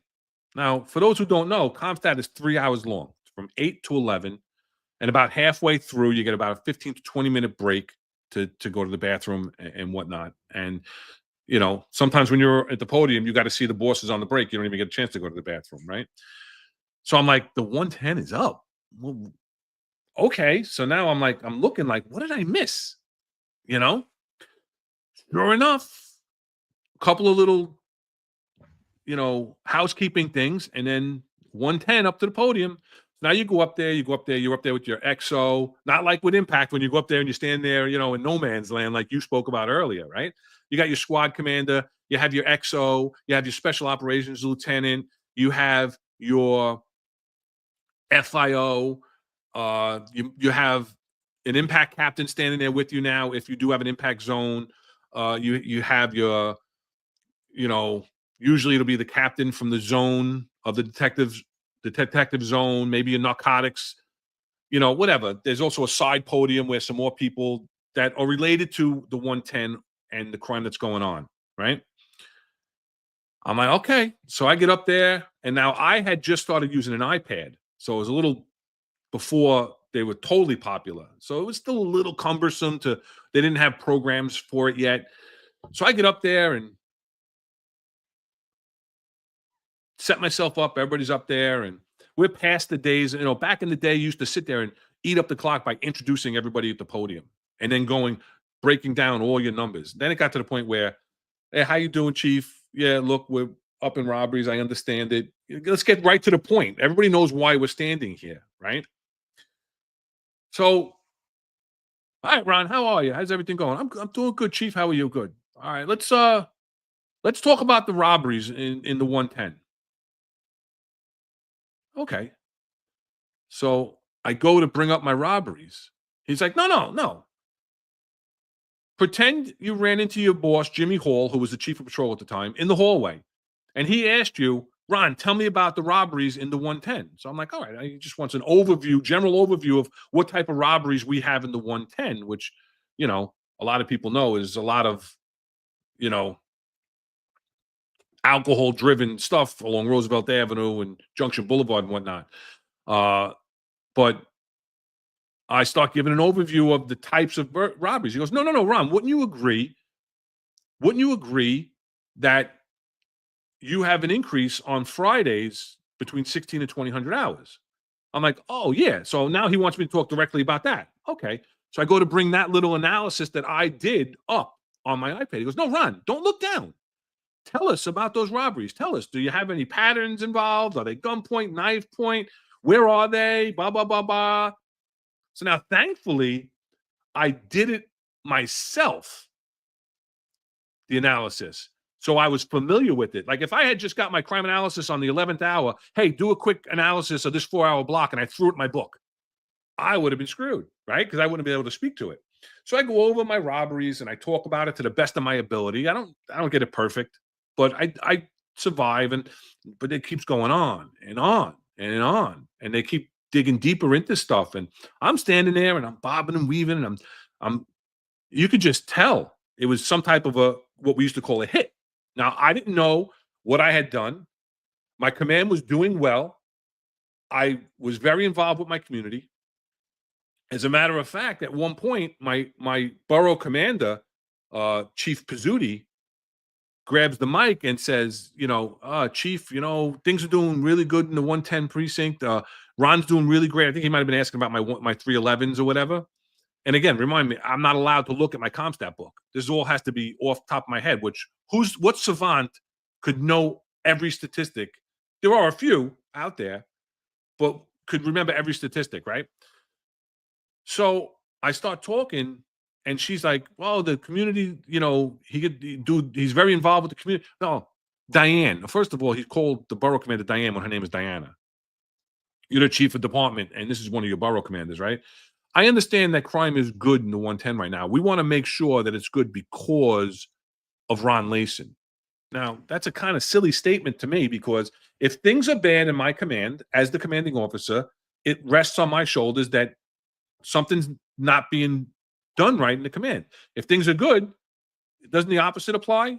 It's good because my plans are working, right? You would think. But so it goes on, and they just keep going. So there's two funny moments, I think. And, people have brought it up to me several times since that were in the room that day. Because remember, everybody from the boroughs there, everybody from all outside units, different bureau commanders, everything, right? At one point, they ask a question, and sometimes, like, the squad commander will come to your rescue, the FIO will come up, because they're more familiar with the answer to the question. And my XO and my squad commander go to reach, and if the podium there's two microphones at the podium, right? With this squeaky thing, when you pull on it, it squeaks down, right? So my XO and my squad commander come to go up to bail me out on a question. I put my arm up, I stopped them. And I just turn and I go, don't bother. It's a hit. I got it. If they come up, they're going to be collateral damage. They're not asking you a specific question. They didn't say, where's your XO? Where's your squad commander? They didn't say, they're asking me a question. I'll take it. Later on, I find out that came over the hot mic, that people heard me say that, right? So listen, it is what it is. I'm going to be honest about it. For some reason, for whatever reason, and I never found out for the years afterwards what that was about. And I had friends in his office and asked, and they're like, "Oh, we didn't hear anything." So to this day, I don't know. So we're coming up on the break. So now, for those who know, so I'm there from about 8:15, 8:20. It's now coming up to 9:30, 9:40. All right, we're going to take a break. When we come back, the 110, you can come back up and talk about your felony assaults. What the hell? So now on the break, I'm writing on little Post-it notes, any little thing I can put down about my felony assaults because, you know, he's not letting me go through my book. I'm putting the Post-its up on the on the podium. We come back from the break, and he's like, "All right, Ron." Now I'm standing there with all my people again, you know. "All right, Ron, let's hear about the assaults in the 110. So he's getting his stuff ready. He's getting his little computers ready. So I lean into the microphone. I tap on the microphone. I go, "Hey, Chief." He looks up. He goes, "Yeah, Ron." I go, "Are we still in the hallway?" There was like this low hush, murmur, laugh combination in the room. Like people that couldn't. Did he just say that to the chief of department? But I was just like, at this point, what's going on? So, are we still in the hallway? Like, can I look at my book? And he's like, "Yeah, Ron, we're still in the hallway." Okay, so now I start talking about it, and I get through it. And I'm the only command that went up that whole day. So, like you said, long story because I'm eating the clock up for you. And sometimes you don't know, and sometimes it is that hit. You know, it is that hit.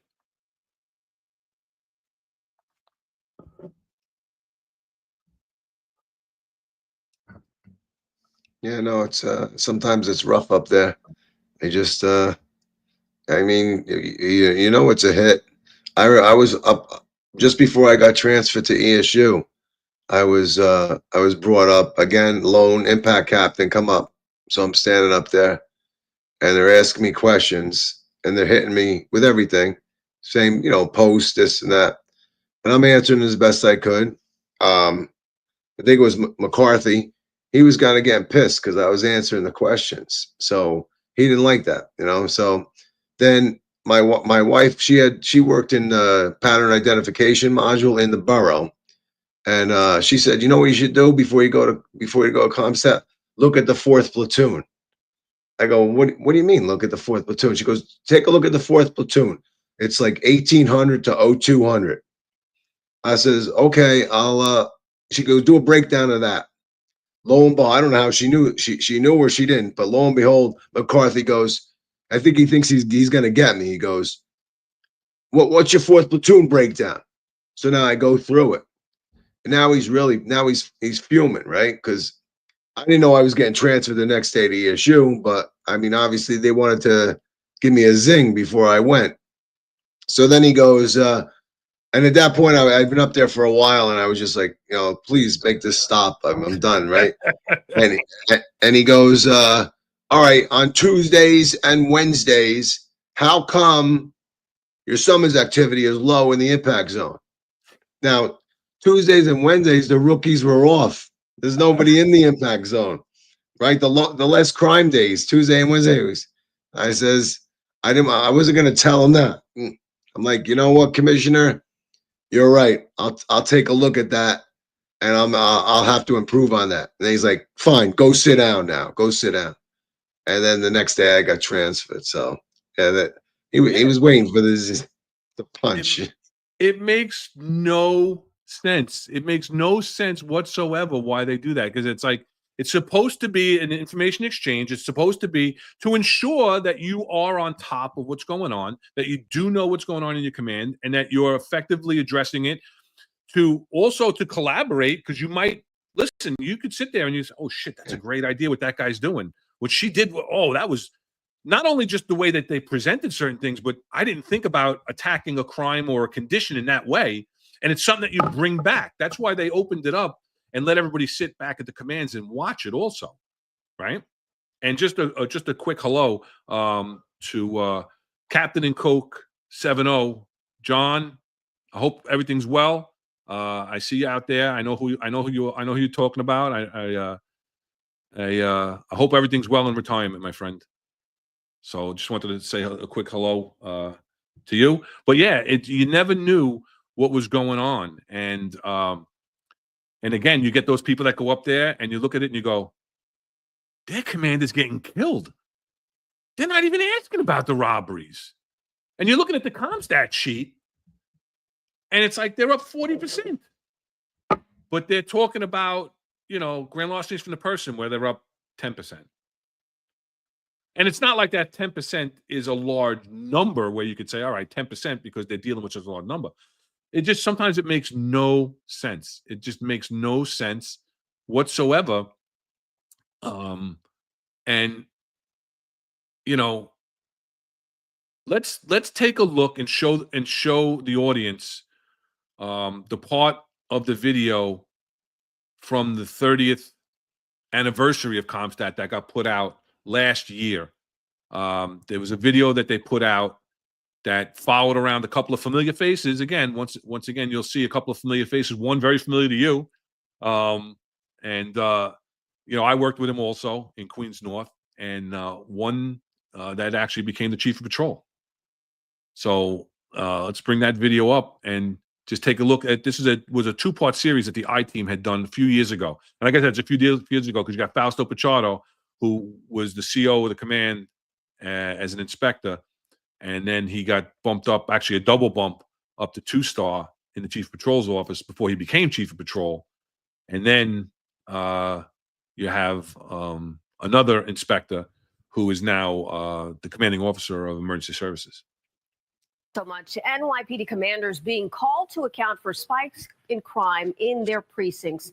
News 4's I-Team cameras were given a first exclusive look inside Compstat meeting, where crime problems out on the streets are answered for inside police headquarters. Here again, Chief Investigative Reporter Jonathan Deans with part 2 of his special report inside Compstat.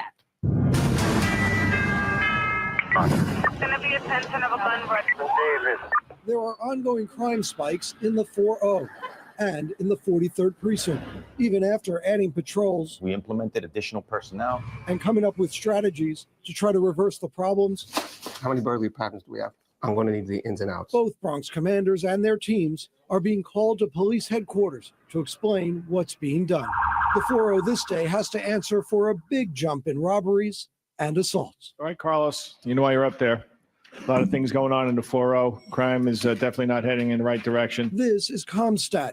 In front of 200 NYPD commanders, Inspector Carlos Valdez explains what's going right. We are also up and arresting those index crimes. And to face a grilling about ongoing problems, big and small. How you doing with robbery warrants? This is basic stuff here. Yeah. If you have a robbery issue, everybody up there at that podium needs to be tuned in.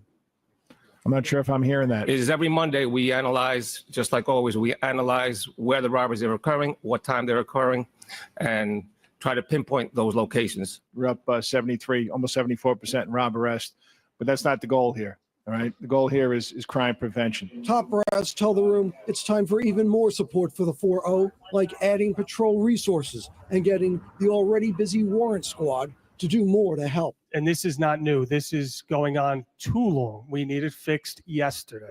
Yes, sir. The entire command under pressure to find solutions. We're not looking to throw curveballs at people. We're certainly not looking to embarrass people. That's not what we're looking to do. We just want to make sure that the whole operation is efficient. All right, let's get the 4-3 up there. Commanders from the 43rd precinct also called in. We've experienced increases in 5 of the 7 major index crime categories. Violence-wise, you're doing a good job.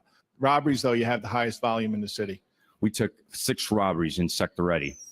Noticing that spike, we immediately deployed a dedicated, uniformed robbery auto on each single platoon. Yeah, how about the parole absconders? You have to make sure you're looking for them or somebody else is looking for them. Yeah, Because absolutely. I'm sure they're causing a problem somewhere else. And a demand for an explanation why a known felon is already back on the street after getting a misdemeanor plea deal. We have in front of us now a live gunpoint robber. He is out there right now, probably walking around the 4-3.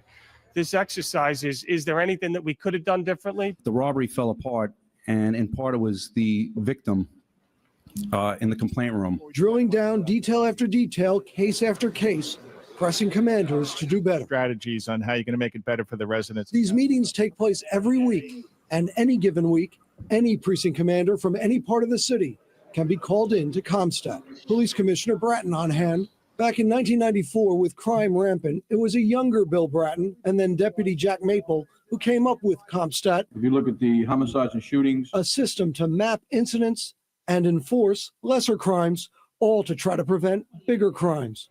Here, Bratton on hand, and despite some spikes, he praised Bronx commands for overall record low crime numbers. we have never had so few murders for a 2-month period of time beginning the year. Do we have cases on all of those? After an intense few hours, both precinct commanders leave with some new ideas. For the 4-0, one new plan: to hit stolen cell phone fencing operations hard. The thinking is if we could stop the location where these phones are being sold by the perpetrators that steal them, they'll be less inclined to steal them because they won't make any money out of them. And for the 4-3, go after repeat offenders even harder. See if there's a nexus to something else that I can have the DAs on board or the Southern District on board to help us out in the prosecution of the case. The major takeaway from it, the follow through.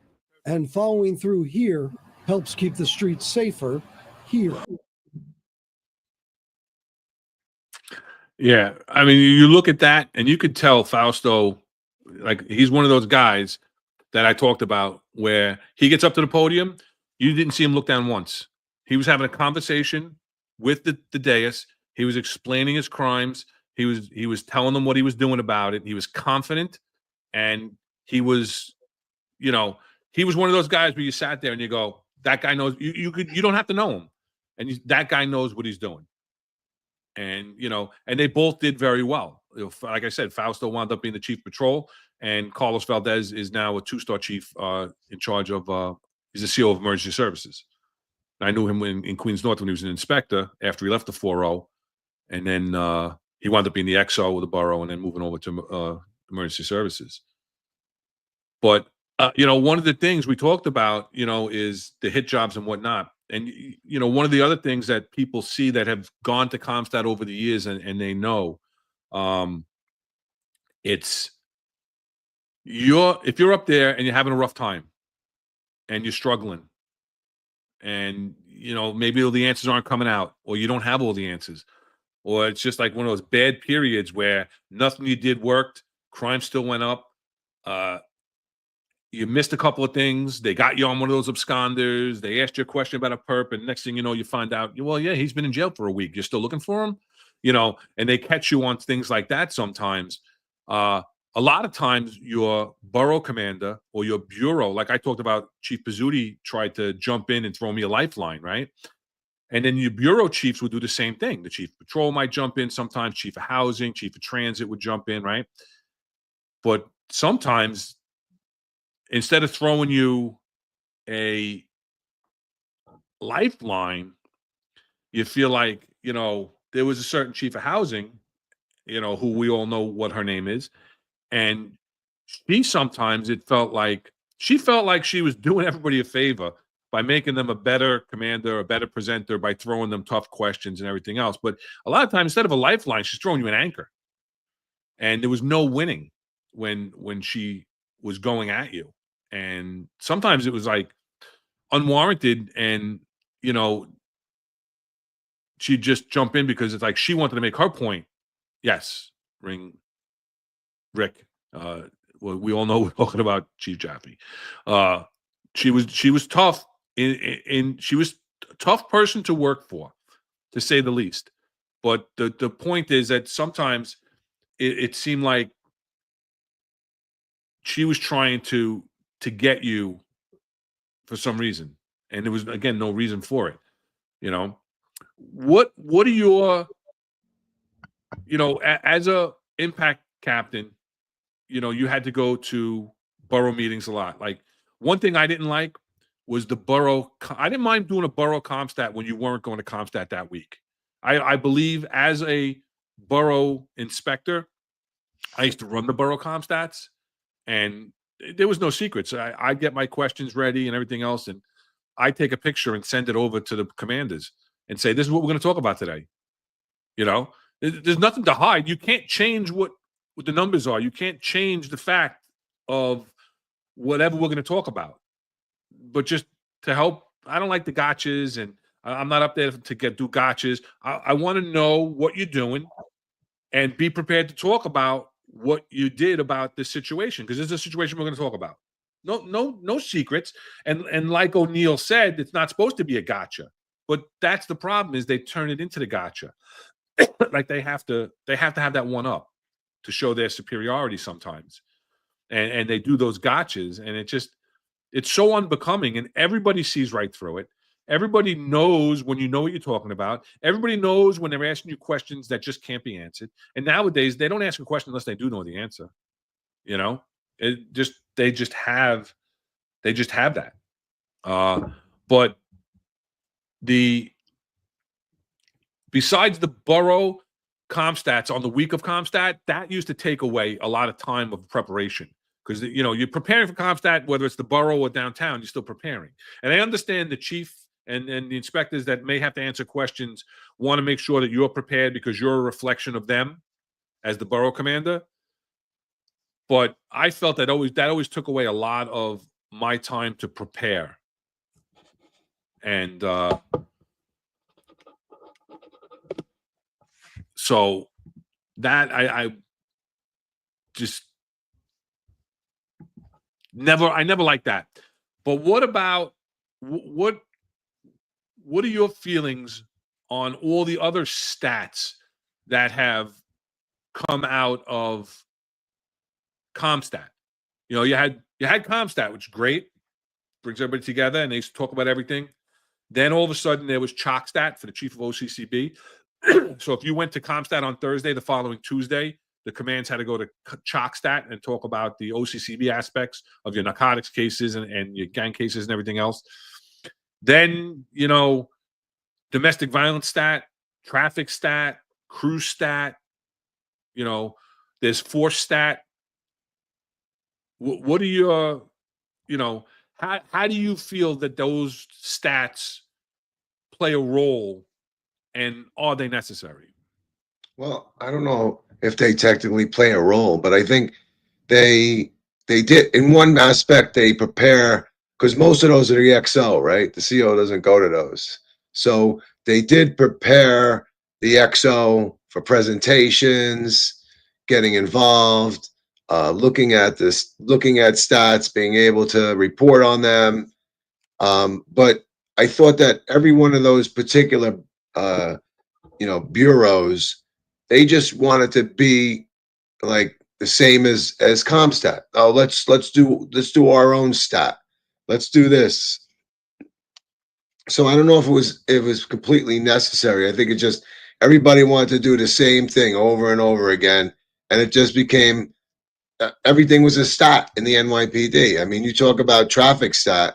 You know, you're literally going down there talking about, collisions, right? We used to be accidents, now it's collisions. Now you do. I mean, yeah, so are they somewhat preventable? But there's a reason why they call them accidents and collisions. It's, so I mean, is it just because people don't know how to drive, or because of this particular area? Yeah, or enforcement? I mean, sure, but I just think they eventually they overstated everything. It became everything was a stat, Compstat, this, that, Domstat. It was just too much, and some of it could have been incorporated into Compstat. Right, when you go down, and I'm sure as a precinct CO, you were asked, well, how's your domestic violence? Was there a domestic violence history? And that's all part of Domstat, right? So I mean, some of it I think is repetitive and personally not necessary. I think it was just them trying to make them feel as important as the people in Compstat. To a point, I agree. I do think that that stats are important for the same reason of Compstat, but like you said, it's different personnel that are involved. Now, the CO only goes down to those other stats when the XO is not available, and for the most part, when the CO goes in lieu of the XO, it's a much different atmosphere. They either don't bother you at all, or they go light on you because they know that you're dealing with the entire command. You should know what's going on, but they know that's the XO's responsibility. And they'll talk more to the SOL, the Special Operations Lieutenant, or they'll talk directly to your traffic sergeant if it's traffic stat. They'll talk to the traffic cops that are assigned to the traffic unit. They'll talk to the domestic violence sergeant, again, the Special Operations Lieutenant. They'll talk to the squad commander. The squad, unfortunately, has to go on both, on both of those. But usually you'll send your second if you can to those stats, I believe. But you do have to make sure, and again, it's about accountability. So, Domstat, I think it's important. Domestic violence is very important. You have to make sure that you're doing the proper home visits, that you're doing the high propensity list is properly prepared, that the right people are on the high propensity list. But I think that, again, depending on who's doing it, depending on who is running the stat, they can be informative and more geared towards reinstruction and training than embarrassment and discipline. If you're doing something wrong, let's fix it. Call my office, have my people go over it with you, and we'll help you. But it's important. Traffic stat, again, with traffic fatalities, I was never a big believer of traffic enforcement and traffic stat. And I believe I spoke about this once before, that until I started going to traffic stat, and I noticed that all the commands that were up at the podium that got called up were up in, collisions, accidents, whatever you want to call them, up in injuries, up in fatalities, and down in summonses that were commensurate to those types of increases. So they weren't directing their enforcement towards where they were having increases. And again, that becomes all part and parcel to the accurate and timely intelligence. So you have to be monitoring your accidents, where they are, your accident-prone collision-prone locations, whatever the case may be, and what's the causation of these accidents, because that's the type of enforcement that you want to go after, right? Force stats are important, and I've been a part of the force stats, and it was never about discipline with force stat. It was about going over body-worn cameras, going over stop reports, going over CCRBs and things like that. That's important. There's legal ramifications around that one. That also is pretty much dictated by the federal monitor. What I'm not going to agree with is this new QStat, right? And the quality of life division that the Commissioner Tisch is going to implement. Because we've discussed this in the past. What's old is new again, right? The Q teams are a watered-down version of the CRT, the khaki pants. It's bringing back precinct condition teams to address the quality of life issues. These things always come up, like you just said. They come up at Compstat. They're going to ask you about your high 311s. You don't need a whole stat. Because what's going to happen is you're going to deplete the personnel even more. Because now you're going to put people into these units. You're going to put people into this division. They're going to have their own Compstat unit. When the chief of department has their own Compstat unit, the police, the chief of patrol has their own Compstat unit, the domestic violence unit has their own Compstat unit, the chief of crime control strategies has his own crime stat, right? They're the head honchos of crime stat units, Compstat units. So to put together this new Q stat, I think she's just placating to the public and trying to come up with an answer. And I think that's repetitiveness. And it's just,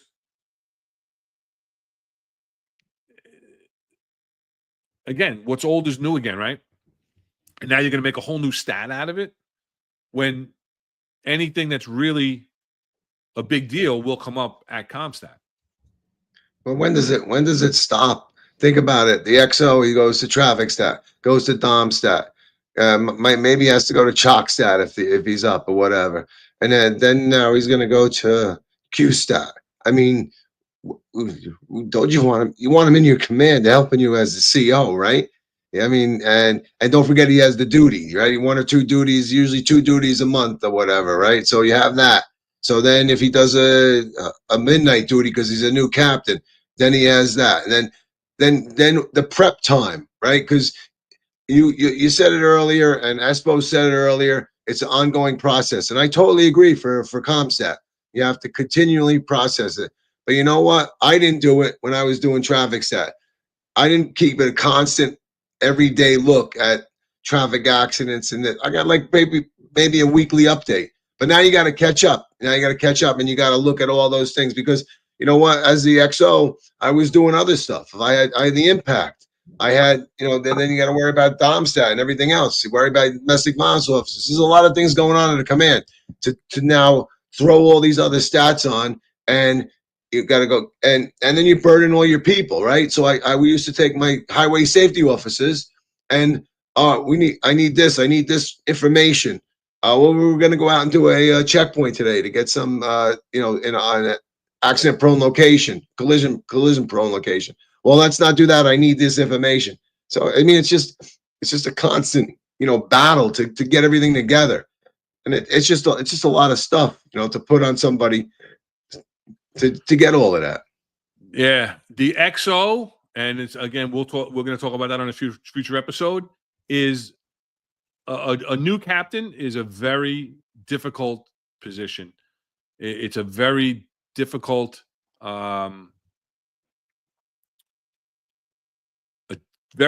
rank of captain, and coming into the executive corps and being tasked with all of these things. Just like you said, you got to go out and do the duty 2 times a month if you're lucky. Go into these stats detailed out, right? You're the rookie. Especially if you're a young captain, you're detailed out to these details all the time, and you're still supposed to be knowledgeable and up to date with your traffic, your domestic violence, all of this other stuff that's going on, the CCRBs, and whatever else the CO doesn't want to deal with. They're going to dump on the XO. So yeah, I agree with you wholeheartedly that it's very difficult for the XO to keep up with that. And as Eric had said, it's a drain on your resources to have to keep doing all these stats.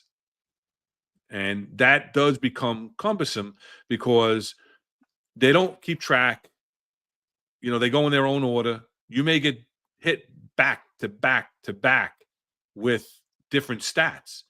And so not only, listen, like I said, even if you're living it, you still have to have days of preparation to look through all the minutia and become familiar with the numbers so that you can look down, get a glance of your bullets or whatever the case may be, and you can speak freely and intelligently and confidently about it.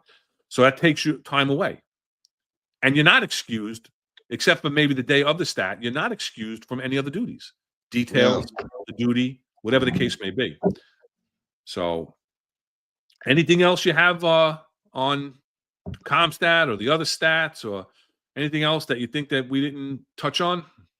I just, an overview of everything. I think Compstat definitely was successful. It was important, but sometimes with the NYPD, when things are good, they try to improve it when they don't need to, so if it works, they feel that a new chief comes in, they got to fix it. They add stuff on.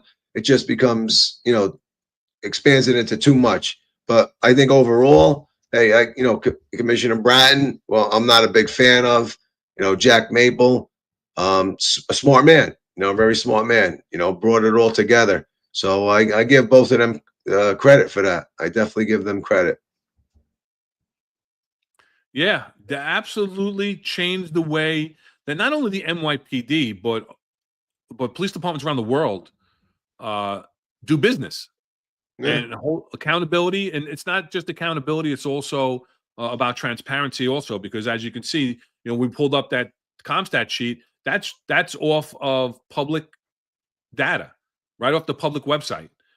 So, I'm a fan of Compstat. But again, like I say, time and time again, we have a great process in place, but is it being executed properly? Yeah, it's a common theme. It's a common theme that we keep talking about, right?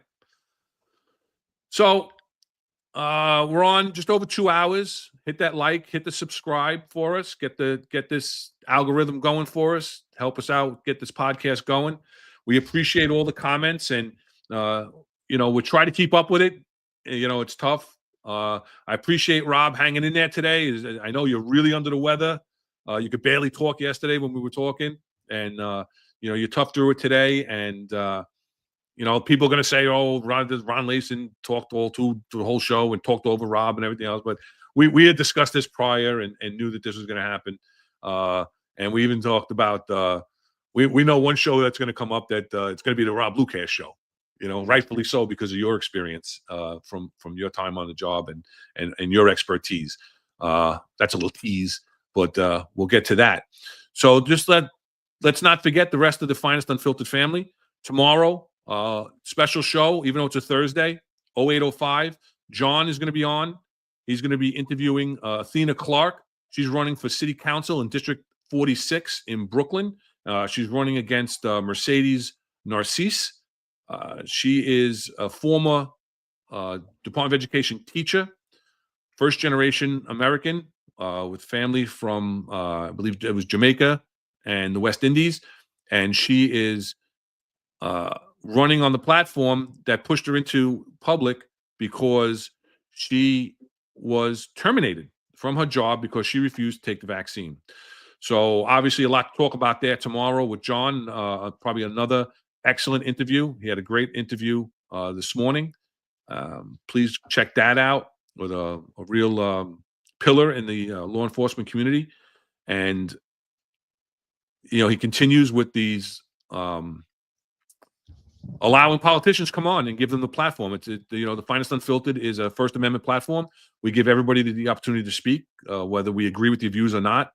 And so that's going to be another good interview. And then at 12:05 tomorrow, the Sal Greco show, he's going to have civil attorney John Scola on to discuss some recent stuff that's going on with the NYPD and lawsuits. He's been involved in several high-profile lawsuits on disability, class action suits, sexual harassment suits. So that should be another good interview. Sal's been having some really great guests on his show. And then Friday morning, 08:05, is the Finest Unfiltered Roundtable.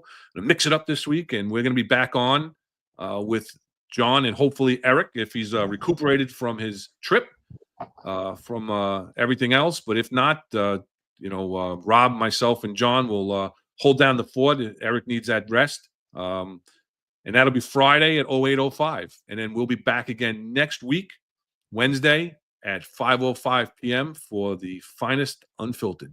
Be safe, everybody.